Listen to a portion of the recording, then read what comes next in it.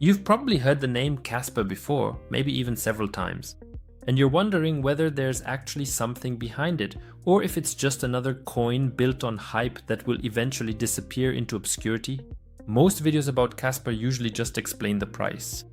But in this video, I'll explain the technology behind it and why it makes a fundamental difference that most investors still haven't understood to this day. And at the end, you'll be able to judge for yourself whether Kaspa really is something different or not. Hi, I'm Marius from 10x Invest, and today we're taking a look at Kaspa. And not just the chart, but what's happening beneath the surface. So, as always, grab yourself an exciting cup of coffee and leave a like for me. And then let's get started right away. By the way, if you want to know which altcoins I have on my radar or what the latest market news is, then sign up for the 10x Insider for free. You'll find the link in the video description. But now, let's talk about Kaspa. Most people know Bitcoin as the standard for proof of work. Secure, decentralized and proven, but of course also slow. But what happens if you keep this security model, but solve the speed problem? That's exactly what today is about, and the answer is more complicated than most people think. The problem that Kaspa is supposed to solve. Let's start with a simple question. Why is Bitcoin actually slow? This is not because the original software developers did a poor or inadequate job, but rather because network security and transaction speed are an inherent zero-sum game in most classic blockchain designs. You might be able to shorten the block time, but then in the end, the likelihood increases that two miners will find a block at the same time. And when that happens, one of them gets discarded. The orphaned block, the lost work, the wasted energy. This isn't a fringe problem, it's a fundamental trilemma around which the entire blockchain development of the last 15 years has been built. And now the question arises, can this problem actually be solved without sacrificing decentralization? Why aren't classic solutions enough? Ethereum has opted for proof of stake. Faster, more energy efficient, but a different security model. Other projects have introduced sharding, built layer 2 solutions, or simply shortened the block time and hope that no one would notice the consequences. But the problem with all these approaches is always the same. They don't solve the original problem, they simply bypass it. Either you essentially buy speed through centralization, or you add complexity on top, which in turn opens up new attack vectors. But what if you tackled a problem at its root? So instead of making the blockchain faster, you completely rethink the entire structure behind it. How does Kaspa implement this technically? This is where BlockDAG comes into play. By the way, DAG stands for Directed Accelerated Graph, so instead of a linear chain of blocks, one block after another, Kaspa allows multiple blocks to exist in parallel and be integrated into the network at the same time. So orphaned blocks are not discarded, they become part of the network. That's the crucial difference. By the way, the underlying protocol is called GHOSTDAG, and this defines an order over this parallel block structure without sacrificing the security properties of proof of work. Kaspa achieves 10 blocks per second today.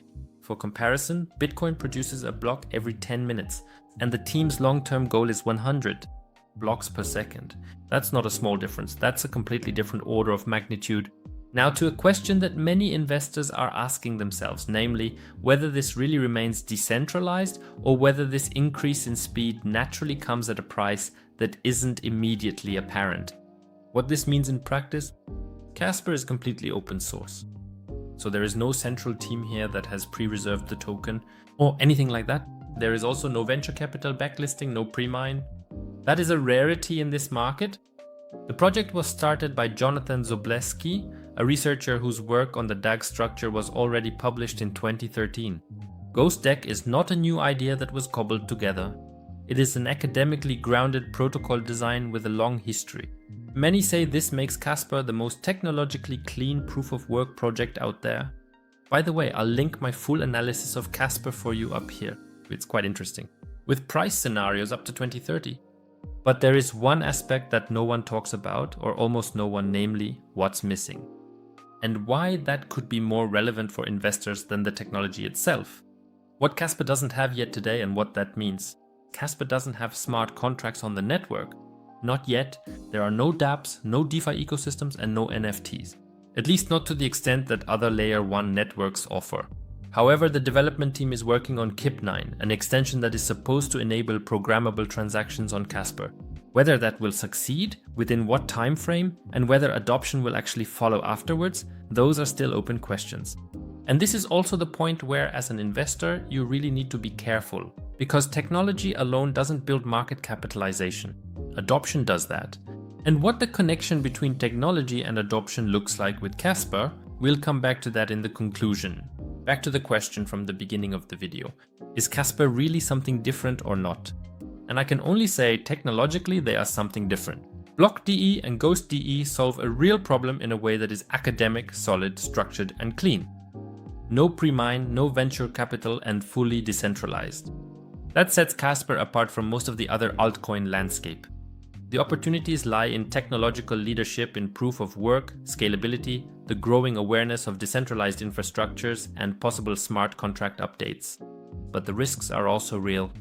No finished dApp ecosystem, no guarantee of adoption after the smart contract upgrade, and a market capitalization that already includes significant anticipation of future expectations. So the risk-reward ratio depends heavily on where you enter and what you are willing to wait for. No price prediction, just the reality behind the narrative. Now let's take a look at where Kaspa is currently active from a technical analysis perspective. Where it currently stands and which zones are relevant for the future, or what the market has already priced in. Yes, welcome to the chart analysis of Kaspa. As always, I use TradingView, which many of you know, and the 10x indicator. Let's take a look at the current situation. To get a better understanding of the overall picture, we had several large green dots here, which basically means a lot of people sold here. We were in an oversold zone. And then a large green dot is formed. For me personally, that always indicates a bit that, okay, maybe we could now see a slow, small bottom forming or a local bottom. Then we moved sideways for a while here, and after that we went up a bit. That was about, if you take the lowest point, a 50% increase. So that was already a considerable rise. Then the indicator formed a large red dot, which means we are in an overbought zone. A lot of people bought in. There's hype here again. For me personally, that always means, oh, now I need to be careful, there might be a local top. Here we then went down. Again, if you think about it, about 28%.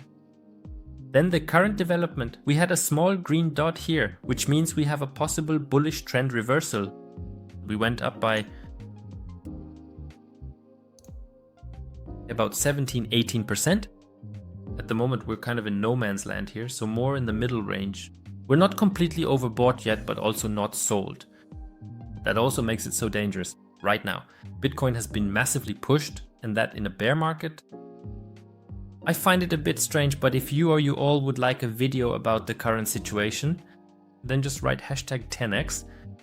And if there are a lot of comments about it, then I'll be happy to make a separate video on it. In any case, as I said with Kaspa, I would actually be very cautious at the moment. We're in no man's land here when I enter Kaspa or Bitcoin. Or if you want to use the 10x indicator yourself for your analyses, for example, then I'll link a QR code here. You can check everything out on my website. There you can first get information about everything. Inform yourself. Now that you know the potential of Kaspa, I'll link the full analysis of Kaspa for you here. It's extremely exciting. Thanks for watching and see you soon.